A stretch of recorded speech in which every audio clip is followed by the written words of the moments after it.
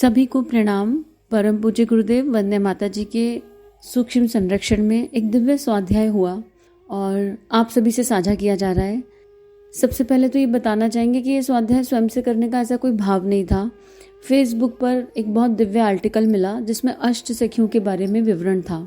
उस आर्टिकल को जब पहली गो में हम लोगों ने पढ़ा तो हमें बिल्कुल कुछ समझ नहीं आया और किसी को भी नहीं आया, लेकिन मन में प्रबल भाव था कि इसको पढ़ना है और इसको समझना है। और फिर कुछ गुरु की ऐसी कृपा हुई कि उसको पढ़ना शुरू किया तो उसका तत्व दर्शन भीतर उतरने लगा। हो सकता है कि वो तत्व दर्शन आधा हो, अधूरा हो सकता है कि उस आर्टिकल को पढ़ने में हम सबसे कोई भूल हुई हो, लेकिन फिर भी हमारी सबकी आत्माओं को वो बहुत स्पर्श किया। और आप लोगों से इस स्वाध्याय को साझा करने के पीछे मात्र एक ही भाव है कि शायद इसमें कुछ ऐसा हो जो सरलतम तत्व से, सरलतम रूप से आप लोगों को मिल सके। और अष्ट सखियों की दिव्यता अनुभव हुई, समझ में आई, लेकिन इसमें बहुत सारी त्रुटि होने की संभावनाएं हैं क्योंकि वो ज्ञान का उच्चतम स्तर है। पर अपने को जितना समझ में आया, ऐसा लगा जो भी मिल गया वो सभी से साझा कर देते हैं और इसी भाव से, गुरु इच्छा से सभी से ये साझा कर रहे हैं। और अनजान राइटर हैं, फेसबुक का आर्टिकल था, लेकिन जिन्होंने भी आर्टिकल लिखा उन्होंने बहुत एक्सट्रीम रिसर्च करके इस आर्टिकल को लिखा और उसी के आधार पर आगे का स्वाध्याय अष्ट सखी गोपी भाव को समझने के लिए आप लोग कुछ ऐड ऑन करना चाहते हैं, अपने कोई भाव रखना चाहते हैं तो कमेंट सेक्शन में ज़रूर रखिए, क्योंकि हम सब एक दूसरे से सीख रहे हैं। यहाँ कोई व्याख्यान नहीं होता, ये बस स्वाध्याय है, अपनी आत्मा के लिए अध्ययन, स्वयं को अपने गुरु, अपने इष्ट के करीब ले जाने के लिए एक अध्ययन। और जब ये सबके साथ होता है तो सामूहिक ऊर्जा मिक्स हो जाती है। इसलिए सभी साथी आत्माओं को, सुनने वालों को और अपने इनपुट्स देने वालों को बहुत बहुत प्रणाम, बहुत बहुत आभार। आगे स्वाध्याय। परम पूज्य गुरुदेव परम वंदे माता जी का स्मरण करते हुए, श्री राधा और श्री कृष्ण के दिव्य तत्व को हृदय में धारण करते हुए, और हम सबके हृदय में वो है, गोपी भाव के स्वाध्याय को आगे बढ़ाते हैं। हम गोपी तत्व, गोपी भाव को जान रहे थे, समझ रहे थे कि गोपी एक स्थिति है, जो गोपाल से जन्मी है वो गोपी है। और जात क्या है? पशुपालन, यानी जात पात से परे जो हरि की हो गई वो गोपी है। और फिर गौलोक का दिव्य चित्रण दिया कि गाय जैसा सरल हो जाए, जब जब गौ जैसी दिव्यता भीतर आ जाए जो ईर्ष्या भाव को समाप्त कर दे। गोपियों की दिव्यता क्या है कि वो कोई गोपी दूसरी से ईर्ष्या नहीं करती, सबको एक दूसरे के लिए प्रेम है और हर कोई चाहती है कि इसको, मेरी सखी को कृष्ण मिल जाए। ईर्ष्या है ही नहीं, और भीतर गौ तत्व पूरी तरह है। और उनके कुल को कौन संभाल रहा है? जो गोपाल से जन्मी है, उनके कुल को स्वयं श्री कृष्ण संभाल रहे हैं, स्वयं कृष्ण। और फिर एक और दिव्य भाव दिया कि गौलोक, ये देह गौलोक हो गई और इस हृदय में वृंदावन का जन्म हो गया, यानी तुलसी की महक और राधा रंग के प्रेम से बना हुआ हृदय, राधा रंग के प्रेम से बना हुआ हृदय। और उसमें इतना प्रेम है, इतना प्रेम है कि उसने पर ब्रह्म परमात्मा को, जो निर्विकार है, जो तीनों गुणों से परे है, जो निराकार है, उसको स्वरूप रूप दे दिया। ऐसा प्रेम जिसने उस परमात्मा को रूप स्वरूप दे दिया, वो हृदय में स्थित हो गया और इन गोपियों के साथ नृत्य क्रीड़ा करता है। हर क्षण, हर पल इन गोपियों के साथ क्रीड़ा करता है। ऐसा दिव्य स्वाध्याय चल रहा है और इस स्वाध्याय में सखा साथ है, हम सबके सखा साथ हैं और श्री राधा का रंग मिला हुआ है। इस स्वाध्याय के पार्ट 2 को आगे पढ़ते हैं। गोपी तत्व, गोपी, इस गोप स्थिति क्या है, गोपी स्थिति क्या है, उसको समझते हैं और ज्यादा क्या लिखा है। ब्रह्म वर्तेते में वर्णन है कि नंद ब्रज में अवतीर्ण होने के पूर्व श्री कृष्ण ने राधा तथा गोलोक के सब गोपियों को ब्रज में जन्म लेने की आज्ञा थी। साथ ही देवी देवताओं ने भी ब्रज में जन्म लेने के लिए गोपी का रूप धारण किया। पद्म पुराण के अनुसार दंडार्थ, यहाँ पर एक चीज और आई कि वो गोपियां, क्या ही दिव्यता है उनकी कि उनके गुरु ने, उनके कृष्ण ने कहा चलो धरा पर। उन्हें पता है कि विस्मृति हो जाएगी, कितना बड़ा रिस्क है, लेकिन किसी ने मना नहीं किया क्योंकि गुरु ने कहा है तो जो गुरु ने कहा वो करना है। अच्छा चलो, जैसे हमने जब उनको पढ़ा था सखियों के शाम में, जब हमने ब्रह्म विद्या को पढ़ा था, हजारों वर्ष की तपस्या करी उन्होंने। कितनी कितनी तपस्या करी, क्यों करी? कि जब कृष्ण नीचे जाएंगे तो मुझे उनके साथ साथ नीचे जाना है। तो बताए तो कितनी दिव्यता थी वो। तो यहाँ पर कृष्ण ने कहा कि सबको नीचे जाना है, धरा पर जाना है। तो ये नित्य मुक्त आत्मा है, इन्होंने एक प्रश्न नहीं किया, एक बार नहीं कहा कि क्यों जाना है उस पृथ्वी पर जहाँ सब कुछ भूल जाएंगे, जहाँ तुम्हारा स्मरण नहीं रहेगा, तुम्हें विस्मरण कर देंगे। एक बार में हाँ आप कह रहे हो चलो तो चलो। और ये सब ब्रज में जन्म लेने आ गई, और गौलोक हृदय में स्थापित किया जा सकता है। इससे समझ में आ रहा है कि गौलोक कहीं बाहर नहीं है, गौलोक भी चेतना की एक स्थिति है, और गोपियों के भीतर वृंदावन गौलोक सब जागृत है। चेतना की वो स्थिति जहाँ केवल इष्ट का चिंतन हो, जहाँ नित्य इष्ट के साथ संवाद हो, बात हो, और माँ धरा तक धारा, राधा नाम की वो धारा, प्रेम की धारा माँ धरा तक चली जाए, वो ही गौलोक है। उसके बाद कह रहे हैं पद्म पुराण में के अनुसार दंड कार्यवासी कृष्ण भक्त मुनियों ने भी सौंदर्य माधुर्य का आस्वादन करने हेतु गोपियों का जन्म पाया। मतलब वो ऋषि मुनि जो उस निराकार को पा गए थे, उन्हें भी इनकम्प्लीट लग रहा है। कृष्ण अपने आप में पूर्ण है, कृष्ण अपने आप में पूर्ण है, सारे गुणों से परे, निर्विकार, ठीक है, पर ब्रह्म परमात्मा है। और जब नीचे से सृष्टि पर हाहाकार हो रहा है तो कृष्ण बस स्थिर होकर देख रहे हैं, क्योंकि उनको तो कोई लेना देना नहीं, वो तो हर गुण से परे हैं। और जब राधा प्रेम तत्व के कान में ये बात पड़ी कि धरती हाहाकार कर रही है और ये परमात्मा निर्गुण होके बैठे हैं, तो वो प्रकृति उस कृष्ण रूपी आत्मा में प्रवेश कर गई। और जब उस प्रकृति ने कृष्ण रूपी आत्मा में प्रवेश किया तो कृष्ण के अंदर हलचल हो गई, धरा की पुकार कृष्ण के कानों में पड़ी, और कृष्ण ने कहा मुझे जन्म लेना है, मुझे अवतार लेना है, इस धरा को कली काल से, इस धरा को इन सारे शोक कलेशों से मुक्त करना है। तो प्रकृति कृष्ण की शक्ति बन गई, राधा रूपी प्रकृति कृष्ण की शक्ति बन गई, और फिर कृष्ण ने, नारायण ने अलग अलग अवतार लिए। लेकिन राधा के बिना, राधा तत्व उस रंग के बिना कृष्ण वो नहीं कर पाए, क्योंकि उन्हें कुछ सुनाई ही नहीं आ रहा था, वो तो हर गुण से परे हो गए। और फिर वो राधा मातृ शक्ति के रूप में कहती है मैं सतरजतम सबकी माँ हूँ, मैं सतरजतम सबकी माँ हूँ। तो इतना ही, और वो ही गोपियों की भाव दशाएं, लीला में इतनी सारी गोपियों को ले आए, क्योंकि फिर इस प्रेम का चित्रण कौन करता, सुख दुख से परे आनंद की इस स्थिति का चित्रण कौन करता। और क्यों कृष्ण ने राधा जी को अपना गुरु मान लिया, क्योंकि कृष्ण को प्रेम के इतने अनंत रंग मिल गए, इतने अनंत रंग मिल गए कि कृष्ण राधा के सिवा किसी का चिंतन ना कर पाए, और राधा का चिंतन तो पूरी समष्टि के लिए रहा सदा, राधा जी का चिंतन किसी एक पर हो ना सका। और राधा कहती रही जाओ कृष्ण जाओ, मैं तुम्हें बांट रही हूँ। और उस प्रकृति ने अपने पुरुष को सबका बना दिया, सबके लिए बांट दिया, छोड़ दिया। प्रेम की पराकाष्ठा है कि प्रेम एका अधिकार नहीं रखता, प्रेम फैलता है, विस्तारित होता है। तो जब आत्मा रूपी कृष्ण को राधा रंग मिलता है तो प्रेम का दिव्य विस्तार होता है। वो ईर्ष्या से, राग से, द्वेष से, देह भाव से, वासनाओं से मुक्त होता है। और हमें सारी सखियां यही सिखा रही हैं। हमने इतनी सारी सखियों को पढ़ा, एक एक सखी आकर एक एक गुण बता के गई कि वो प्रेम तत्व के दिव्य गुण क्या है। आगे लिखते हैं, और सखा साथ में, और सखा कहते हैं ब्रज में जिन्होंने जन्म लिया, गोपियों का रूप धारण किया, और वो सारे ऋषि मुनि इस सौंदर्य का आस्वादन करने हेतु गोपियों का जन्म लेकर आ गए। उनको पता चल गया कि हमको सब कुछ प्राप्त हो गया, पूर्णता प्राप्त हो गई, पर संपूर्ण नहीं हो पाए, क्योंकि इस रंग के बिना, प्रेम के रंग के बिना संपूर्ण नहीं हो सकते। पूर्ण हो सकते हैं, मीरा पूर्ण हो गई लेकिन संपूर्ण ना हो सकी, तभी तो भटकती रही, राइट। तो संपूर्णता चाहिए तो पुरुष और प्रकृति को एकत्व में आना ही पड़ेगा। हमें दोनों रंगों का स्वाद चखना पड़ेगा, निराकार को भी जानना पड़ेगा। निराकार को अनुभव करने के बाद जो साकार में आए वो पूर्णता है। अगर आप भक्ति के रंग में हो और आपने निराकार का स्वाद नहीं चखा तो आप भक्ति में खो जाओगे, उलझ जाओगे, गोल गोल उलझ जाओगे। भक्ति का आनंद इतना दिव्य है कि उससे बाहर नहीं निकल सकते, उस आनंद में आसक्त हो जाएंगे। इसलिए जब ज्ञान अपने चरम पर जाता है, प्रेम ज्ञान जब चरम पर जाता है, तो प्रेम भक्ति का प्रवेश कृष्ण जीवन में करवाता है। इसलिए ज्ञान का अपना महत्व है। लेकिन किताबें केवल दिशा दे सकती हैं, केवल दिशा दे सकती हैं, विचारों को शेयर कर सकती हैं, विचार शून्यता तक ला सकती हैं, राइट, एकदम थॉटलेस स्टेट में ला सकती हैं। पर करुणा संवेदना किताबें नहीं जगा सकती। वो तो हृदय के गड्ढे हैं बांसुरी वाले, वो तो हृदय में समझ में आएंगे जीने के बाद कि प्रेम क्या है।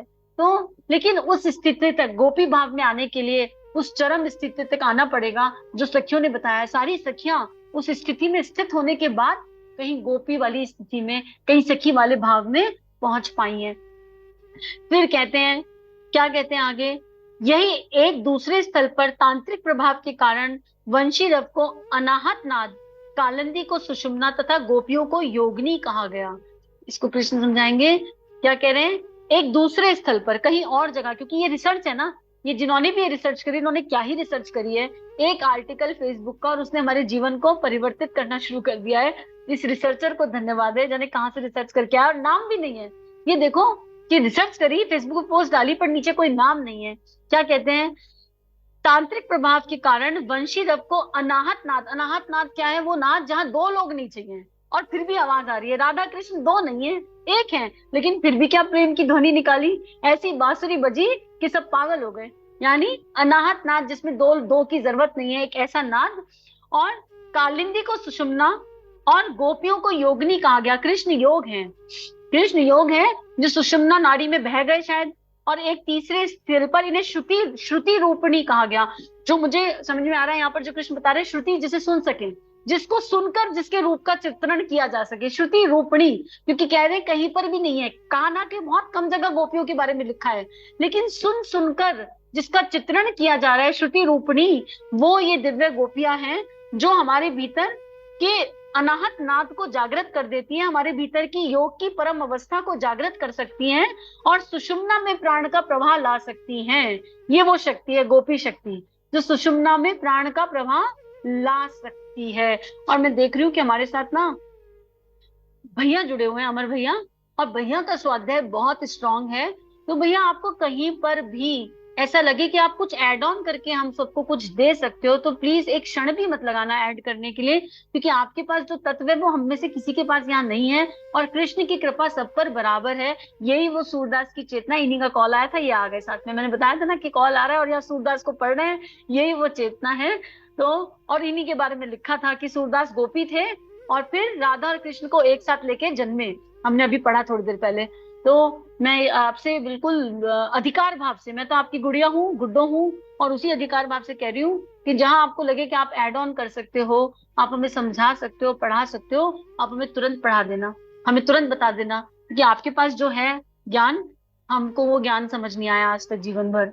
आगे लिख रहे हैं, मध्य युग के कृष्ण भक्त संप्रदायों ने ही वस्तुतः गोपियों की उत्पत्ति संबंधी रहस्यात्मक कल्पनाएं की। तो पहले तो ये मध्य युग वाले जो लोग हैं, इनको चरण वंदन है, ये जो भी थे अनजानी चेतनाएं, इन्होंने इस कल्पना को जीवंत किया। और ये रहस्यमय कल्पनाएं ध्यान के बिना संभव है ही नहीं, कृष्ण प्रेम के बिना इन रहस्यमय कल्पनाओं का, इनके तत्व दर्शन को जानना संभव ही नहीं है। तो उन सभी मध्य युगी चेतनाओं को नमन वंदन है। और कुछ आलोचकों का होना जीवन में बड़ा जरूरी है।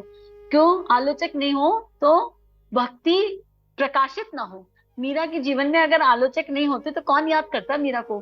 तो इन आलोचकों को नमन वंदन है जो आलोचना करते हैं, क्योंकि ये मौका देते हैं उस प्रेम तत्व और उस भक्ति तत्व को प्रमाणित करने का। जब भगवान ये चाहते हैं कि किसी की भक्ति को प्रमाण मिले, तो भगवान आलोचकों को भेज देते हैं। तो इनकी दिव्यता ज्यादा है। ये कृष्ण लीला में वो रोल निभाते हैं जिस रोल को निभाने के लिए अच्छे अच्छे पीछे हट जाते हैं। जैसे माँ केकई ने निभाया, जैसे कंस ने निभाया, ये सब दिव्य चेतनाएं हैं। दुर्योधन, ये सब दिव्य है। तो इनके अगर ये ना होते तो भगवान को कौन जान रहा था? कोई नहीं। इसलिए माँ कहती है मुझे सत रजतम सबसे प्रेम है, मुझे प्रकृति के हर तत्व से प्रेम है। तो इनके होने से ही भगवान की स्थापना है। अगर एक भक्त भगवान को प्रमाणित करता है तो उस भक्त की भक्ति को ये आलोचक प्रमाणित करते हैं, उस भक्ति को ये आलोचक सतह पर ले आते हैं। क्योंकि माँ मीरा ने कोई मरा हुआ था उसे जिंदा कर दिया। अभी मैं योगानंद जी का सुन रही थी कि योगानंद जी की भक्ति ने एक मरे हुए इंसान को जिंदा कर दिया। तो भक्त क्या क्या चमत्कार करते हैं। पर अगर ये सिचुएशन नहीं आती और योगानंद जी की भक्ति ने जब जिंदा किया तो वो वाइफ बहुत रोते हुए गई थी, आपने तो ऐसा आशीर्वाद दिया, आपने तो ऐसा किया, आलोचक के जैसे गई थी। तो ऐसी आलोचनाओं को भक्त स्वागत करते हैं, ऐसी आलोचना को, उनसे डरते नहीं है। कहते हैं आ जाओ, आपका भी स्वागत है, बैठो हमारे साथ, आपके साथ दो दो बात कर ले। इतने प्रेम से आलोचकों को स्वीकार करते हैं और उन्हें खूब प्रेम देते हैं। या तो वो ट्रांसफॉर्म हो जाते हैं और या अपने चरम पर चले जाते हैं कि भक्ति टूट हो जाए। तो कुछ भी हो सकता है। तो आलोचकों ने यहाँ तक अनुमान किया कि पद्म और ब्रह्मवर्त पुराणों में के राधा और गोपी के संबंध के संबंधी अनेक विवरण उसी के प्रभाव हैं। आलोचक कहते हैं कि ये जो पुराणों में लिखा है उसी का प्रभाव है कि ये लोग राधा कृष्ण को इस स्वरूप में देखकर ऐसी कल्पनाएं करते हैं। गोपियों की उत्पत्ति संबंधी उल्लेख अत्यंत रोचक और विचारणीय है। रोचक है ये तो अनुभव बताता है। हम जब जीवंत अनुभव करते हैं, B2 बैच में इतने काव्य आते रहते हैं, तो रोचक तो है। जो कृष्ण तत्व कृष्ण को काव्य से समझाते हैं वो किसी चीज से नहीं समझाते। लेकिन विचारणीय भी हैं। अगर केवल भक्ति का रंग होगा तो विचारना शक्ति, प्रज्ञा, ऋतंभरा समाप्त हो जाएगी। एक एक काव्य में कृष्ण की गीता छुपी रहती है। जहां कहीं राधा कृष्ण आए वहां गीता ना हो, ये संभव नहीं। इसलिए विचार शक्ति की बड़ी आवश्यकता है। भक्ति अगर ज्ञान के बिना है तो वो अपूर्ण है। भक्ति के तत्व दर्शन को जानना बहुत इंपॉर्टेंट है, उसको समझना बड़ा इंपॉर्टेंट है। नहीं तो हम भक्ति के रंग में उलझ जाएंगे। उद्धव जब संवाद लेकर गए कृष्ण का, जब कृष्ण का प्रेम लेकर गए तो केवल उन्हीं गोपियों को लेकर गए थे जो विरह में सुख और दुख मान रही थी, जो आनंद रंग को भूल गई थी। विरह आनंद का सर्वोच्च रंग है, क्योंकि विरह से प्रेम प्रकट होता है। लेकिन अगर हम भगवान के विरह में रोने लगे सुख दुख से, तो फिर हम सही दिशा में नहीं जा रहे हैं। रोना तो वही होगा, अश्रु तो वही होंगे, लेकिन आनंद के अश्रु गिरने चाहिए मात्र, इसके अलावा और कोई अश्रु कभी ना आए। निर्वाक के संकादी या हंस संप्रदाय में कृष्ण ब्रह्म के अचिंत्य शक्ति को द्विविध बताया गया है। ऐश्वर्य और माधुर्य, रमा, लक्ष्मी या भू नाम की उनकी ऐश्वर्य शक्ति है, और गोपी और राधा माधुर्य या प्रेम शक्ति है। निम्बार्क, इन्होंने और कितनी सर्च करी इन्होंने, निम्बार्क या हंस संप्रदाय। हंस संप्रदाय से मतलब वही है हंस जो नीर शीर को अलग कर दे। एक ऐसा संप्रदाय जो बुद्धि से, विचारना शक्ति से नीर शीर अलग कर दे, ठीक है, सत्य को निचोड़ ले, मंथन कर ले। हंस संप्रदाय वो हुआ जो मंथन कर ले। वो कह रहे हैं उसमें क्या बताया गया है कि कृष्ण ब्रह्म है, कृष्ण तो भ्रम हो गए। उनकी अचिंत्य शक्ति के कई स्वरूप हैं, वो बहुत प्रकार की है। ऐश्वर्य और माधुर्य, दो स्वरूप हो गए, ऐश्वर्य और माधुर्य। अब ऐश्वर्य में कौन आ रहा है? रमा, लक्ष्मी या भू उनकी ऐश्वर्य शक्ति है। और यहाँ पर चित्रण ये भी आ रहा है मन मन में कि जैसे ब्रह्मा की गायत्री और सावित्री दो शक्ति हो गई, राइट। एक दोनों शक्ति मिला के तो पूर्णता है, लेकिन एक शक्ति गायत्री और एक सावित्री है। सावित्री में ऐश्वर्य भरा हुआ है और गायत्री में ऋतंभर और प्रज्ञा भरी हुई है। और गायत्री शक्ति से ही राधा शक्ति है। गायत्री शक्ति का जो सर्वोच्च रूप है प्रेम, वही तो राधा शक्ति है। तो वहां वो चित्रण भी मन मन में घूम रहा है जो कृष्ण ने काव्य के माध्यम से समझाया था। और गोपी और राधा माधुर्य या प्रेम शक्ति है। माधुर्य, मधु, मधु मतलब शहद, जो शहद जैसा रस भीतर से जन्म लेने लगे, जब वो शहद जैसा रस भीतर हृदय में जन्म लेने लगे, वो माधुर्य शक्ति, प्रेम शक्ति है कृष्ण की, गोपी और राधा। और इस मधुर रस के बिना प्रेम को समझना इम्पॉसिबल है। धरा पर जो है वो प्यार है, यार से प्यार, और यार से प्यार करोगे तो उसमें तो मोह आसक्ति होगी, उसमें उलझोगे ही। लेकिन प्रेम शब्द तो धरा पर एग्जिस्ट ही नहीं करता। जिसे हम प्रेम कहते हैं वो प्यार है, जिसे यार मान लिया उससे प्यार कर लिया। बच्चे में, पति में, इसमें उसमें, दुनिया भर के रिश्तों में यारी ढूंढ ली। लेकिन बात कर रहे हैं कृष्ण प्रेम की, राधा प्रेम की। कृष्ण योग और राधा प्रेम दोनों को मिलाकर बन रहा है प्रेम योग। और गोपियां दे रही हैं उसे संपूर्णता, अष्ट सखियां दे रही हैं उसे संपूर्णता। इनके बिना, इन शक्तियों के बिना प्रेम को समझना, प्रेम को जीना संभव ही नहीं है। आगे लिखते हैं, इस प्रकार राधा तथा अन्य गोपियां कृष्ण की आह्लादिनी शक्ति हैं। और 10 श्लोकी निम्बार्क रचित 10 श्लोकी में कहा गया, अनुपम सौभाग्य रूप से कृष्ण के वामांग में आनंद पूर्वक विराजमान समस्त मनोकामनाओं को पूर्ण करने वाली व्रजभानु जी को मैं नमस्कार करता हूँ। कितना दिव्य लिखा है। निम्बार्क रचित 10 श्लोकी में अनुपम सौभाग्य, बड़ा दिव्य सौभाग्य जागृत है। अगर ये राधा राधा हम कर पा रहे हैं, राधा तत्व को गुरु कृपा से जान पा रहे हैं, समझ पा रहे हैं, तो ये अनुपम सौभाग्य है। अनुपम सौभाग्य से कृष्ण के वामांग में आनंद पूर्वक, जो आनंद की स्थिति है, सुख दुख से परे आनंद, परमानंद की स्थिति है, जो आनंद से विराजित है और समस्त मनोकामनाओं को पूर्ण करने वाली है। क्यों सारी मनोकामनाओं को पूर्ण करती है? क्योंकि यहाँ पहुंचकर कोई कामना शेष ही नहीं रह जाती, इसलिए सारी मनोकामना पूर्ण हो जाती है। नहीं तो इच्छाओं की तो कोई लिस्ट ही नहीं है, वो तो अनंत है। पर राधा तत्व आने के बाद कोई मनोकामना बची ही नहीं। बस क्या चाहिए? इष्ट। और धीरे धीरे इष्ट भी नहीं चाहिए, क्योंकि एक हो गए तो क्या चाहोगे, कुछ चाहे शेष नहीं रहेगी। इसलिए वो समस्त मनोकामनाओं को पूर्ण करने वाली व्रजभानु जी, यानी व्रजभानु की बेटी, व्रज भानु यानी फिर गौलोक वाली बात आ गई, उनका नाम भी व्रजभान है। पिता के अंश में भी नंदी जी बैठे हुए हैं। वृषभानु को मैं नमस्कार करता हूँ, जो सहस्त्रों सखियों द्वारा परिसेवित है, जिनकी सेवा सहस्त्र सखियां करती हैं। और ब्रह्म यहाँ पर सहस्त्र ही है, तो यहाँ आकर वो राधा शक्ति जागृत होती है। जब सहस्त्र दल कमल खिले, तभी तो प्रेम का रंग खिले, तभी तो प्रेम समझ में आए। तो सहस्त्रार पर राधा शक्ति का जन्म। तो राधा तत्व को जानना हो तो भी हम गोपी अवस्था का चिंतन कर सकते हैं। गोपी अवस्था का चिंतन कैसे कैसे किया जा सकता है? ईर्ष्या को खत्म करता है इस गोपी भाव का चिंतन, सारी वासनाओं से मुक्त करता है, इंद्रियों को कलेश मुक्त करता है गोपी भाव का चिंतन। गौ सेवा से भी ये प्राप्त किया जा सकता है, हालांकि प्राप्त करने की इच्छा नहीं होनी चाहिए, इच्छा से कुछ काम करना नहीं, अपने भीतर गौ माता का ध्यान करना, गौ माता की सेवा का भाव रखना, उससे भी यह हो सकता है। आगे लिख रहे हैं, कितना दिव्य है ये गोपी भाव।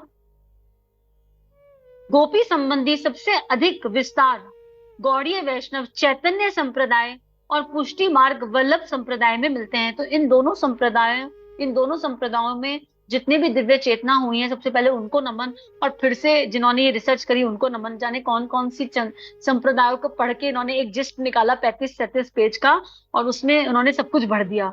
अब वो इनकी दृष्टि से बता रहे हैं, चैतन्य संप्रदाय और वल्लभ संप्रदाय से। गौड़ीय वैष्णव मत के अनुसार गोपियां भगवान श्री कृष्ण की आह्लादनी शक्ति हैं, और आह्लादनी शक्ति के दो स्वरूप हमने पढ़े, ऐश्वर्य और माधुर्य, ऊपर लिखे हैं। वे अप्रकट तथा प्रकट दोनों लीलाओं में उनके नित्य परिकर के यप में निरंतर उनके साथ रहती हैं। मतलब कृष्ण प्रकट रूप में हो या अप्रकट रूप में हो, ये शक्तियां हमेशा उनके साथ नित्य, जब नित्य शब्द आता है तो परमानेंट, एक क्षण भी जो अलग ना हो। नित्य शब्द का अर्थ यह है हर समय उनके साथ रहती हैं। और मुझे फिर सखियों के शाम का आ गया, जब उद्धव जी आए तो गोपियों ने कहा, अगर तुम्हारा कृष्ण इतना ही निराकारी है, इतना ही परब्रह्म है, तो कंस को निराकार स्वरूप से क्यों मार दिया? यहाँ से जाने की जरूरत क्या थी? यही बैठे बैठे अपने निराकार स्वरूप से कंस रूपी दानव का अंत कर देता। लेकिन वहां कृष्ण को देह की जरूरत पड़ी ना, वहां कृष्ण ने देह स्वरूप में कंस का अंत किया ना। तो कृष्ण प्रकट भी है और अप्रकट भी है। इससे ये भी पता चल रहा है कि वो कण कण में भी हैं, राइट। मीरा के गिरधर उनकी मूर्ति में थे, लेकिन भीतर तो निराकार ही थे। भीतर तो एक एनर्जी थी, एक एनर्जी का फॉर्म था, लेकिन बाहर उस मूर्ति से उन्हें बाहर नहीं जाना था। तो कृष्ण प्रकट और अप्रकट दोनों रूप में, और हर जगह उनकी लीला चलती है, और इस लीला में ये गोपियां हर समय उनके साथ रहती हैं। श्री कृष्ण की तरह गोपियों की प्रकट और अप्रकट दोनों शरीर होते हैं। वृंदावन की प्रकट लीला में गोपियां भगवान की स्वरूप शक्ति प्रादुर्भाव रूपा है। भगवान की आलदनी गुह विद्या के रहस्य का परिवर्तन उन्हीं के द्वारा होता है। वे नित्य सिद्ध हैं। ये लीला है, और उस लीला में उन्होंने वो रिस्क लिया, कृष्ण के साथ आई और उस शक्ति को प्रकट किया, उस प्रेम को प्रकट किया, लेकिन वो नित्य सिद्ध हैं। नित्य सिद्ध अभी ठाकुर ने भी समझाया था जब हम ठाकुर के स्वाध्याय में समझ रहे थे। रूप गोस्वामी प्रभुति चैतन्य मत के विवेचकों ने गोपियों का वर्गीकरण करके कृष्ण की व्रज वृंदावन की प्रेम लीला में उनके विभिन्न स्थानों का उल्लेख निर्देश किया। उज्जवल नीलमणि के कृष्ण वल्लभ अध्याय के अनुसार कृष्ण वल्लभाओं को पहले स्वीकिया और परकिया, इन दो भागों में बांटा गया। स्वीकिया और परकिया। रुक्मणी, सत्यभामा, जामवंती आदि कृष्ण की विवाहित पत्नियां स्वीकिया हैं, और उनकी प्रेयसियां गोपियां परकिया हैं। मतलब स्वीकृति, एक रूप में स्वीकृति दिलाई समाज की नजरों में। और परकिया से मुझे जो समझ में आ रहा है, भाव आ रहा है, जो काया देह भाव से मुक्त होकर प्रेम कर रही है। गोपियों ने कभी कृष्ण को पति रूप में कहाँ चाहा कि हमें नाम चाहिए इस रिश्ते का? नहीं चाहा। वो पर काया, पर किया हो गई। उन्हें कृष्ण की काया से कोई लेना देना नहीं था, उन्हें तो कृष्ण के स्वरूप से, कृष्ण के चिंतन से लेना देना था। तो गोपियां वो जो चिंतन करके प्राप्त कर लें, हर क्षण हर पल चिंतन करके प्राप्त कर लें। रुक्मणी सत्यभामा या सारी रानियों ने तो कृष्ण को पाया, उनको काया रूप में स्वीकार किया, पाया। लेकिन गोपियां तो पर काया, उस काया से प्रेम कर गई जहां उन्हें कृष्ण की चाह नहीं थी। देह रूप में कभी नहीं चाहा। एक गोपी दूसरी के लिए जरूर चाहती थी कि तेरा विवाह हो जाए, लेकिन अपने लिए कभी नहीं कहती थी कि हमारा विवाह हो जाए। अपने लिए कभी नहीं कहा, अरे हमें तो जितने मिल गए, एक झलक भी दिख जाए तो हमारे लिए प्राप्त है, हम इस चिंतन से पूरा जीवन निकाल देंगे, पूरा जीवन। चंपा सखी याद आ गई। चंपा सखी ने कितना दिव्य निर्णय लिया कि दूसरे गांव से आई थी और कृष्ण की झलक देखी तो भूत भूत हो गया पहले, और फिर पता चला ये कौन है, तो कहा मैं अड़ जाऊंगी पर मैं विवाह नहीं करूंगी, और चली गई छोड़ के। क्योंकि कृष्ण को अपने भीतर, अपने आंखों में, अपने रोम रोम में बसा के ले गई। तो उन्होंने कृष्ण के निराकार स्वरूप को साकार किया, और फिर जब दोबारा 2 साल बाद लौट के आई तो श्री राधा की सेवा मिली। उस भक्ति का क्या फल हुआ? श्री राधा की अष्ट सखियों में एक बन गई, उनकी सेवा प्राप्त हो गई। 2 साल विरह को सहा, क्योंकि विरह से प्रेम प्रकट होगा। बार बार पढ़ा हमने कि विरह में ही प्रेम है, प्रेम का सच्चा स्वरूप है। उसके बाद उज्जवल नीलमणि के नहीं, परंतु गोपियों का परकीयत्व लौकिक दृष्टि मात्र से है, वास्तव में तो वे सभी स्वीक्या हैं। कितना सुंदर लिखा है कि लौकिक दृष्टि कहती है कि इनका विवाह नहीं हुआ, ये कैसी मैली है, और कृष्ण के बारे में हाउ कैसे सोचती है। ये लौकिक दृष्टि है, संसारिक दृष्टि है, लेकिन वास्तव में तो वे सभी स्वीक्या हैं। क्यों स्वीक्या है? क्योंकि उन्होंने प्राण, मन और शरीर सभी कुछ कृष्ण को अर्पण कर रखा है। हम अपने गुरु को सब कुछ देते हैं पर देह नहीं दे पाते। हम अपने गुरु को समय भी दे देंगे, रुपया भी दे देंगे, पैसा भी दे देंगे, पर गुरु को देह नहीं दे पाते कि गुरु आप इस चेतना से जो मर्जी काम कर जाएं, ये देह आपकी हुई। गुरुदेव ने दादा गुरुदेव को अपनी देह ही तो दे दी थी, तभी तो दादा गुरुदेव उनके भीतर से लीला करते रहे और इतना बड़ा परिवार खड़ा हो गया। वंदनीय माता जी ने परम पूज्य गुरुदेव को अपनी देह ही तो दे दी थी, तभी तो परम वंदनीय माता जी को आज हम माता जी कह के संबोधित करते हैं, और उनकी देह से दादा गुरुदेव, लीला सहचरी माँ दुर्गा काम करने लगी। हम गुरु को, जब गुरु कहते हैं कि मुझे तुम्हारा प्राण चाहिए, मुझे अश्वमेघ में गुरुदेव ने कहा कि प्राणों की आहुति चाहिए, तो प्राणों की आहुति मतलब स्वयं के स्वयं की आहुति कर दो, ये देह एक खोल बन जाए और गुरु इसमें प्रवेश करे, उसे जो लीला करनी है वो करके चला जाए, और तुम्हारा चिंतन गुरु से हटने ना पाए एक क्षण भी, तुम्हारा चिंतन गुरु से एक क्षण भी हटने ना पाए, पता ही ना चले कि देह कब क्या कर गई। हम सब देते थे, देह नहीं देते, और फिर क्योंकि हम देह नहीं देते तो हमें उसी बात का अहंकार हो जाता है कि हमने तो सब कुछ दे दिया। तो विलय कहाँ हुआ? हमें पता तो चल गया हमने क्या क्या किया, क्या क्या दिया। और गुरु, शिष्य और गुरु की यात्रा तो विसर्जन तक, विलय तक तक जाए नहीं, तब तक पूर्ण हो ही नहीं सकती। पूर्णता मिल जाए तो संपूर्णता नहीं हो सकती देह का दान दिए बिना। तो हम अपने नामों को अब भूल जाएं कि हमारे क्या नाम है। कुछ नहीं है, हमारा कोई नाम नहीं है। हम बस वो देह है जो यंत्र की भांति काम करेंगी। किसके लिए? अपने गुरु के लिए, जो जगत गुरु रूप में प्रकट हो गया। हमें ये दिव्य ज्ञान, ये दिव्य भाव समझा रहे हैं, और प्रेम के बिना वो संभव नहीं। गोपियों को कृष्ण से प्रेम हो गया था, प्रेम के बिना आप कैसे गुरु को अपनी देह दे दोगे? संभव ही नहीं। ऐसा प्रेम हो जाए, ऐसा प्रेम हो जाए कि उस प्रेम में स्वयं की सुध बुद्ध खो जाए, प्रेम में स्वयं की सुध बुद्ध खो जाए, और जैसे ही ये स्वयं का स्वयं खोएगा बाकी सब खुद होने लग जाएगा, पता ही नहीं चलेगा कब क्या हो गया। और इसका जागृत प्रमाण ये स्वाध्याय है। जिनको पता है कि मैं कितना रोई थी इस आर्टिकल को पढ़ के, कितना चीखना चिल्लाना मचाया था कि मुझे समझ नहीं आता, और गुरुजी कहते हैं कि इसका स्वाध्याय करो, कैसे होगा? तो वो प्रमाण है जागृत, और क्या ही कृपा है। तो कृष्ण अर्पण कर दो सब, गुरु को अर्पण कर दो सब कुछ। और गोपियों ने वो किया, गोपियों को अपनी देह का, अपने चिंतन का। तभी तो कोई कृष्ण ने मुरली बजाई, किसी के हाथ में बेलन है, किसी के हाथ में कड़ची है, और पहुंच गई मुरली के पीछे पीछे पीछे पीछे, काम छूट गए सारे, क्योंकि उन्हें पता ही नहीं कि वो क्या कर रही है। उनकी देह खाना बना रही है, पर उनका चिंतन तो उनके कृष्ण में ऐसा रम गया कि उनको पता ही नहीं चल रहा कब क्या हो रहा है। तो कृष्ण की मुरली पर दौड़ी दौड़ी जा रही है, रात हो दिन हो, घर का काम छोड़कर, मटकी फूटी, माँ से डांट पिटी, बाबा से डांट पिटी, कोई लेना देना नहीं किसी बात का कि संसार क्या कह रहा है। देह भाव से मुक्त मान सम्मान से परे हो जाएगा। देह भाव से मुक्त को कोई फिक्र नहीं रुपये पैसे की रहेगी। कल क्या होगा किसने जाना। सब कुछ आज अभी इसी पल कर दो, सब कुछ आज अभी इसी पल कर दो, कल क्या हो किसने जाना। ये गाना मुझे बड़ा पसंद है, गाना आता है, कौन सी, मोहब्बती पिक्चर का गाना है। कल क्या हो किसने जाना, सब कुछ आज इसी पल कर दो, चुटकी भर सिंदूर से अब तुम ये मांग जरा भर दो। तो क्या है, प्रेम में पागल प्रेमिका गोपियां कृष्ण से कह रही है कल का क्या पता, आज ही हमारी देह, हमारा सर्वस्व ले जाओ तुम, हमें नहीं पता कल का, आज ही कर दो समर्पण, विसर्जन, विलय आज ही करा दो। और ज्ञान के रूप में जब गुरुदेव इसे समझाते हैं तो कहते हैं यज्ञ की संविधा बन जाओ, मैं स्वाहा बोलूं और तुम खुद की आहुति दे दो, और उस अग्नि में तब तक जलो जब तक ये संविधा राख ना बन जाए। गुरुदेव इसको इस तरह समझाते हैं, बात वही समझाई जा रही है। एक स्वाहा आगे लिखते हैं, फिर भी प्रकट लीला में इन गोपियों को पारकाइत का ही सुकार्य किया गया। प्रकट लीला में इन गोपियों को पर कह दिया, पराई हैं, लेकिन उन गोपियों की सेहत पे कोनो असर नहीं पड़ा, इसलिए आज हम उन्हें पढ़ रहे हैं। अगर उनकी सेहत पे असर पड़ जाता तो आज हम उन्हें पढ़ते नहीं, उन्हें पता ही नहीं किसने उनके लिए क्या कहा। वो तो आई, कृष्ण प्रेम में डूबी रही और कृष्ण प्रेम में स्वर्ग सिधार गई। और हम चिंतन कर रहे हैं। उन्हें आइडिया ही नहीं कि उन्हें क्या कहा गया, क्या नहीं कहा गया, उनका इससे कोनो लेना देना नहीं है। फिर लिखते हैं, परकिया गोपियां कन्या और परोढ़ा दो प्रकार की हैं। कन्या अविवाहित अवाहित कुमारियां हैं जो कृष्ण को अपना पति मानती हैं। प्रेम भक्ति में श्रेष्ठता परोढ़ाओं की ही है। ठीक है, जो अविवाहित हैं।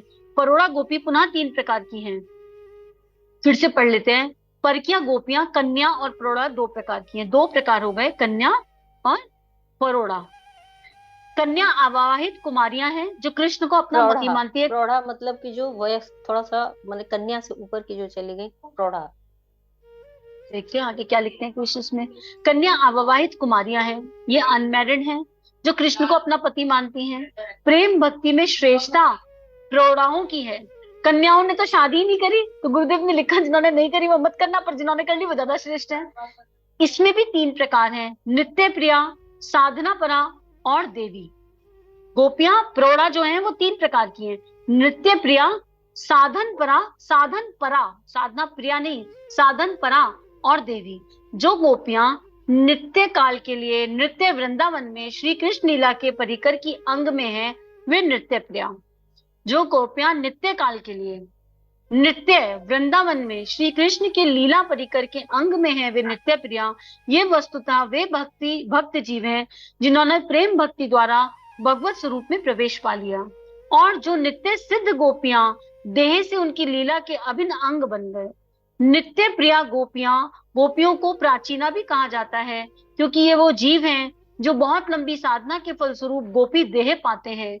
मतलब गोपी देह पाना भी सौभाग्य है, गोपी भाव को पढ़ पाना भी सौभाग्य है, क्योंकि बहुत लंबी साधना के बाद गोपी देह पाया। और हर समय भगवत चिंतन, ऐसा भगवत चिंतन कि हर समय कृष्ण का संग मिल गया, मन को, आत्मा को, प्राण को। उसके बाद लिख रहे हैं, इन गोपी भाव भक्तों का साध्य नहीं है, उनका साध्य साधना परा गोपियों का रूप है, साधन परा गोपियों का रूप है। और इन गोपी भाव भक्तों का साध्य नहीं है, उनका साध्य साधना परा गोपियों का रूप है। ये साधना परा गोपियां यौथकी और अयौथकी दो प्रकार की हैं। यौथकी क्या होता है? यौथकी अपने गण के साथ प्रेम साधना में संलग्न रहती हैं। यौथकी फिर दोनों दो प्रकार की, इसका ना चार्ट बनाया जा सकता है तब ये समझ में आएगा। यौथकी पुनः दो प्रकार की हैं, मुनि और उपनिषद। पौराणिक प्रमाणों के अनुसार अनेक मुनिगण जो कृष्ण के माधुर्य स्वरूप का आस्वाद लेने के लिए गोपी भाव की आकांक्षा करते हैं, गोपियों का जन्म पाकर कृष्ण की ब्रज लीला में सम्मिलित होने का सौभाग्य प्राप्त करते हैं। तो यानी गोपियों में मुनि हैं छुपे हुए, वो ये पता चल रहा है, क्योंकि यौथकी दो प्रकार की हो गई, मुनि और उपनिषद। और ये मुनिगण कौन है? ये वो हैं जिन्होंने परम तत्व पा लिया था, निर्विकार को पा लिया था, लेकिन उन्हें प्रेम का स्वाद चाहिए था और इसलिए वो गोपी रूप में जन्म ले लिया इन्होंने, और ये यौथिकी के अंदर आ गए। और उसके बाद उपनिषद यूथ की गोपियां पूर्व जन्म के उपनिषद गण हैं जिन्होंने तपस्या करके ब्रज में गोपियों का रूप पाया। मतलब सारी गोपियों ने कहीं ना कहीं कुछ ना कुछ तपस्या करी है। अब वो वाली देवी याद आ गई, विद्या, जिन्होंने हजारों वर्ष की तपस्या करी, क्यों? गोपी स्वरूप पाने के लिए। जब हम सखियों के श्याम पढ़ रहे थे तो आया था ना विद्या नाम, कितने कितने हजार वर्ष की तपस्या करी थी। तो यानी क्या ही सौभाग्य जगह है कि हम उन गोपियों का चिंतन कर रहे हैं जिन्होंने अनंत जन्मों का तप, जाने कितनी साधना करके ब्रज में जन्म पाया। और वो ऋषि मुनि जो परम तत्व को प्राप्त कर गए, वो भी गोपी बनने के लिए साधना कर रहे हैं कि हमें गोपी बनना है, हमें प्रेम की जरूरत है। सब कुछ प्राप्त हो गया फिर भी हम अधूरा हैं, कहीं ना कहीं अधूरे रह गए ना। और कितना कितना तप कर रहे हैं, कितना दिव्य है ये। और इसको समझ पाना तो कृष्ण की केवल कृपा से संभव है। ठीक है, तो फिर से इसका चार्ट बना लेंगे। ये पैराग्राफ दोबारा पढ़ रही हूँ, किसी को कुछ एड ऑन करना है तो कर देना। प्रेम भक्ति में श्रेष्ठता प्रौढ़ाओं की है। भाई जो कन्या है उसने तो संकल्पित हो गई, पूर्णता को प्राप्त हो गई कि मेरे कृष्ण ही पति हैं, और उसने कृष्ण को पति मान के कृष्ण के एक स्वरूप का चिंतन किया। मतलब कृष्ण पति हैं पर हमें कृष्ण में सारे रंग देखने हैं। जिन्होंने कन्या रूप में शादी नहीं करी वो केवल एक में चिंतन हो गई, इसलिए उनको सर्वश्रेष्ठ नहीं कहा। ठीक, इसलिए उनको सर्वश्रेष्ठ नहीं कहा क्योंकि अभी केवल पति रूप में देखा। लेकिन आप भगवान को किसी एक रूप में नहीं बांध सकते हो। आपको भगवान में सारे रंग देखने पड़ेंगे। वही माता पिता हैं, तुम ही बंधु, तुम ही सखा, तुम ही पति, तुम ही साथी, तुम ही प्रियतम, तुम ही माँ बाबा, सब कुछ तुम ही हो। लेकिन कन्या रूप में एक पर स्थित हो गए, अनेक पर नहीं हुए। इसलिए वो अच्छी है, दिव्यता है, समर्पण है, सब कुछ है, पर संपूर्णता नहीं है। उसके बाद आगे लिख रहे हैं प्रोढ़ाओं को, उनको जो है स्थान मिला, विशेष स्थान मिला, और उसमें भी 3 प्रकार की हो गई। नित्य प्रिया, जो हर पल हर क्षण अपना देह से कर्म कर रही हैं, विवाहित हैं, जो देह के कर्म है वो सारे कर रही हैं, लेकिन प्रिया है, हरि की प्रिया, उस नित्य की। नित्य कौन है? कृष्ण है, कृष्ण की प्रिया हो गई, नित्य कृष्ण और कृष्ण की प्रिया बन के रह गई, क्योंकि उन्होंने कृष्ण के अलावा किसी का चिंतन ही नहीं किया कभी। देह जो मर्जी कर ले, अंतरात्मा में कृष्ण बस गए और कर्तव्य से विमुख नहीं हुई। विवाह किया, बच्चे पैदा किए, सारे काम किए, सब कुछ करा, लेकिन चाय भी बन रही है तो कृष्ण के लिए, बच्चे भी पल रहे हैं तो कृष्ण के पल रहे हैं, सब कुछ कृष्ण का हो रहा है, नौकरी भी कर रही तो कृष्ण की नौकरी कर ली, तो वो दिव्य है। साधन परा, जिन्होंने सारे साधन किए, लेकिन फिर भी वो उनसे परे चली गई। साधन परा, हर साधन को करके भी साधन में रुकी नहीं, उनसे परे चली गई। और ऐसी गोपियां देवी नहीं कहलाएंगी तो क्या कहलाएंगी? सारे भगवान उनमें आके नहीं बसेंगे तो किस में आके बसेंगे? तो तीसरी श्रेणी देवी की हो गई। तो ये स्टेजेस हो गई। जो नित्य प्रिया है, फिर जो साधनों को साध के साधनों से परे चली जाए, यानी सत रज तम से परे। रज से परे जाने के लिए हम प्रयास करते हैं, तम के साथ तो इन्वॉल्व ही नहीं रहना चाहते। सत्य से परे जाके दिखाओ, सत्य से परे जाना। सुबह जल्दी उठना है, सतोगुण। अब कृष्ण कहते नहीं कुंभकर्ण के जैसे सो, कितनी गलत बात है, हम कैसे सो सकते हैं? तो तीनों से परे चले जाओ, राइट? ये सब मुझे कृष्ण प्रेम के लिए चाहिए। मेरा कृष्ण कह रहा है सो जाओ तो मैं सो गई, मेरा कृष्ण कह रहा है तो जग जाओ तो मैं चढ़ गई, मेरा कृष्ण कह रहा है नॉनवेज खाओ, मैंने खा लिया, मेरा कृष्ण कह रहा है छत से कूद जाओ, मैं कूद गई। मुझे सत्य रजतम तीनों से कोई लेना देना नहीं है। केवल जो मेरा कृष्ण कह रहा है मुझे उससे लेना देना है। जो इन साधनों से सतरजतम से परे उड़ गई, वो देवी भाव में स्थित नहीं होगी तो किस भाव में स्थित होगी? वो देवी बन गई। इसी को वो समझाना चाह रहे हैं। और इसीलिए एक लाइन आई थी जो समझ नहीं पा रही थी, कि जो नित्य प्रिया है गोपियां, उनकी साधना, उनका कोई साध्य नहीं है, लेकिन साधना पर गोपियां उनकी साधना है। इसमें लिखा है आगे, ठीक है? अच्छा, आगे बढ़ते हैं। अब ये वाला पैराग्राफ कुछ समझ में आया, किसी को कुछ ऐड ऑन करना है तो feel free to add on. अब आगे पढ़ते हैं और फिर इसको 5 मिनट पढ़ के ये गोपी पार्ट 3 में जाएगा शायद। तो अब ये समझ लो कि गोपियों का चिंतन मतलब ऋषि मुनियों का चिंतन हो गया इनडायरेक्टली। हम कह रहे हैं कि गोपियों का चिंतन किस किस अवस्था के लिए करना चाहिए? तो संत हृदय चाहिए, ऋषि जैसा जीवन चाहिए, मुनियों जैसा जीवन चाहिए, तो गोपियों का चिंतन किया जा सकता है। तो वो अपने आप उस ज्ञान की परम पराकाष्ठा को जीवन में ले आएगा और उस प्रेम ज्ञान से प्रेम भक्ति प्रकट होने लगेगी। उसके बाद, क्योंकि हमें कृष्ण बस यही तो समझा रहे हैं इससे कि कौन सी अवस्था में कौन सी सखी का चिंतन करो। तो गोपियों का चिंतन ऋषि मुनि जैसे जीवन के लिए, अपने संस्कारों से परेशान है, किसी चीज से परेशान है, तो वहां गोपियों का चिंतन करेंगे तो सारे ऋषि मुनियों का चिंतन हो जाएगा, जिन्होंने सर्वश्रेष्ठ तपस्या को प्राप्त करके गोपी स्वरूप लिया और कई कई हजार जन्मों की तपस्या करके गोपी स्वरूप लिया।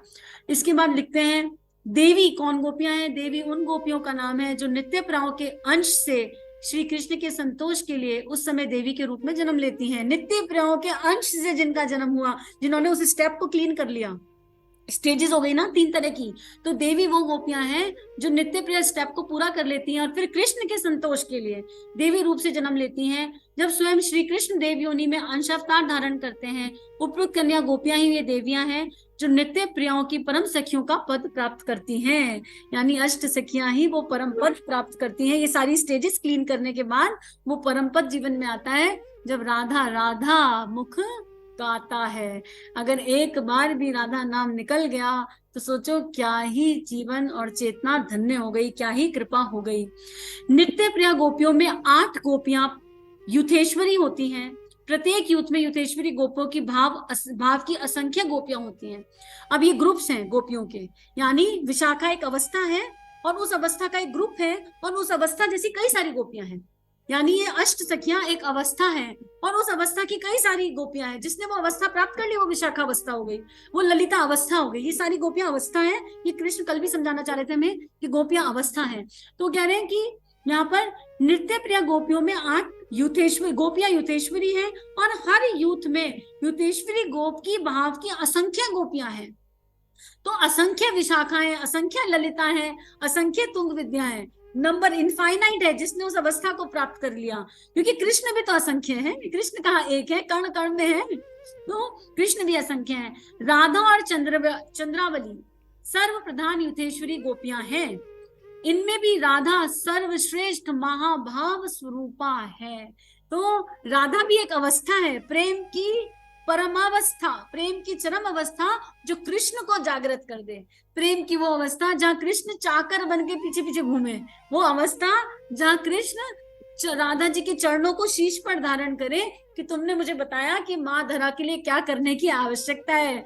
धरा प्रेम विहीन हो गई, तब राधा जी के हृदय से हाहाकार उठा और उन्होंने कृष्ण को सोते से जगाया, जाग जाओ निर्विकार, जाग जाओ परब्रह्म, जाग जाओ तीनों गुणों से परे, तुम्हारी बनाई हुई सृष्टि हाहाकार कर रही है और इस सृष्टि पर प्रेम की कमी हो गई है, इसलिए अब मैं तुम्हारे भीतर प्रवेश करती हूँ और तुम उस प्रेम तत्व को लेकर जगत गुरु रूप स्वरूप धरो। और फिर वो कृष्ण नारायण इतने सारे रूप स्वरूप पे धरा पर आए, धरा का उद्धार करने। तो राधा शक्ति के बिना धरा का उद्धार संभव नहीं, क्योंकि प्रेम के बिना धरा का उद्धार संभव नहीं। और उसके बाद चंद्रावली, चंद्रावली को हमने जब पढ़ा था तो कितना दिव्य आया था, जब हमने उसमें गोप सखियों में पढ़ा था कि बाहर से कितनी कठोर स्थिर है, सभी को समझा रही है क्या है, कृष्ण चले गए तो काय को रोना है, काय को रोना है, तटस्थ ज्ञान। और जब अकेले में है तो कृष्ण वियोग में कैसी तड़प रही है। तो सेकंड स्तर पर चंद्रावली है जो सारी गोपियों को संभालने की क्षमता रखती है, जो सारी गोपियों को संभालने की क्षमता रखती हैं। तो अगर आपके पास कभी 8-10 लोग आ जाए और आप उनको संभाल नहीं पा रहे हो,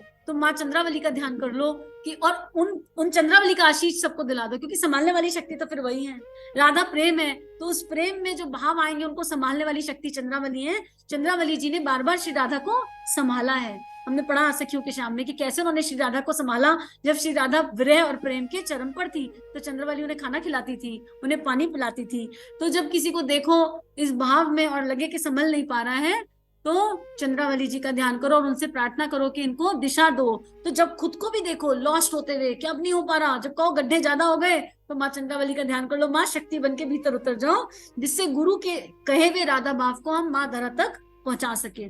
उसके बाद लिख रहे हैं रूप गोस्वामी के अनुसार, एक और रूप बता रहे हैं। रूप गोस्वामी के अनुसार, दीदी 2 मिनट रुकेंगे, दीदी 2 मिनट। कान्हा हाँ? जी के दूध का टाइम हो गया है, पहले दूध दे दो उनको, बना हुआ रखा है, बस देना आया बस। एक गोपी का स्वरूप आया है कि अब कान्हा जी के दूध का टाइम हो गया, कोई ज्ञान अंदर नहीं जाएगा, उन्हें दूध देके ही मैं कुछ खा पाऊंगी और कुछ सुन पाऊंगी। वो ठंडा हो गया है वैसे, आप जाके पिला के आओ, चिंता नहीं करो, कुछ छूटेगा नहीं, जो आपके लिए है वो आपको मिलता रहेगा, आप जाओ। लेकिन प्रेम का रंग देख लो, मेरे कृष्ण के दूध का समय हो गया, मेरे भीतर कोई ज्ञान नहीं जाने वाला, हम जा रहे हैं दूध पिलाने अपने कृष्ण को। That's what the beauty is.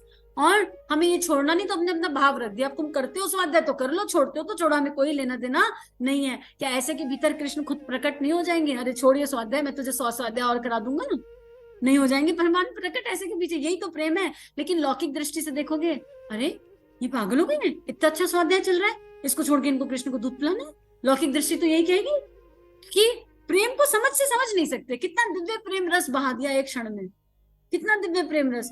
मेरे केशव के दूध का समय हुआ, अब मुझसे कुछ नहीं सुना जा रहा, क्योंकि नहीं तो गति वहां अटक गई, उन्हें दूध पिला के चल पड़ेगा मुझे। अब कौन समझ पाएगा इसे बुद्धि से? इतना दिव्य प्रेम नहीं समझ में आएगा। इसलिए 15 करोड़ भक्त, 15 करोड़ लोग तो 15 करोड़ भक्ति के तरीके। कभी किसी भक्त की भक्ति पर प्रश्न चिन्ह मत करो, कभी किसी ज्ञानी के ज्ञान पर प्रश्न मत लगाओ। हमें नहीं पता उसके अंतःकरण में क्या घटित हो रहा है, हम उतर के थोड़ा देख पा रहे हैं। सबका सम्मान करो। ये कोई कह दे कि मैं भक्ति मार्ग पर हूँ तो उसके चरण स्पर्श कर दो भाई, तो किसी मार्ग पर तो है। हमें तो ये भी नहीं पता कौन से मार्ग पर चल रहे, कहाँ जा रहे, कहाँ नहीं जा रहे, तो कहीं तो है, तुझे भान तो है। कोई क्या मैं ज्ञान से चलता हूँ तो भैया तेरे भी चरण स्पर्श, और राधा राधा करते हुए सबको चरण वंदन कर दो, सबके चरण स्पर्श कर दो। तो वर्षा दीदी आपके इस प्रेम भाव को चरण स्पर्श, जहाँ कृष्ण ने अभी बता दिया कि देखो प्रेम ये है। अब बताओ, इतने स्वाध्याय ने बुद्धि तो नहीं फिराई। अब अगर मन में ये आ जाता, ले हम तो इतना सुंदर स्वाध्याय कर रहे हैं, दूध पिलाने की पड़ी है, तो गाड़ी फिर दोबारा से शुरू करना पड़ता। तो कृष्ण ने टेस्ट भी लिया और पार भी लगा दिया, पार भी लगा दिया। यहाँ भी कृष्ण, वहां भी कृष्ण, कृष्ण ही कृष्ण से लीला करता है।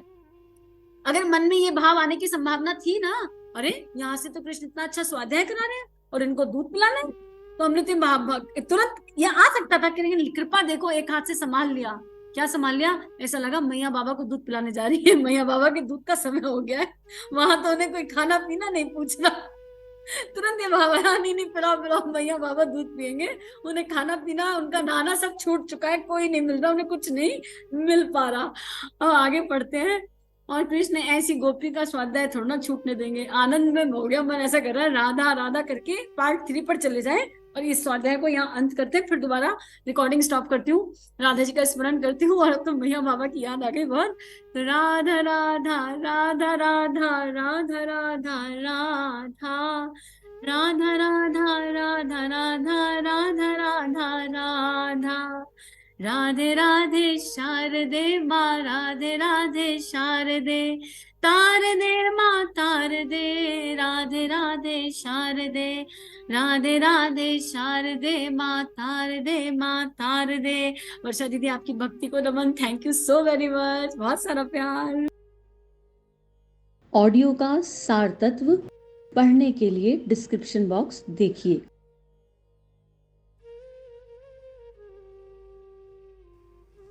हमारे YouTube चैनल को सब्सक्राइब कीजिए और बेल आइकन पर क्लिक कीजिए ताकि आने वाली सभी वीडियो की नोटिफिकेशन आपको मिलती रहे। आप सभी को बहुत बहुत थैंक यू।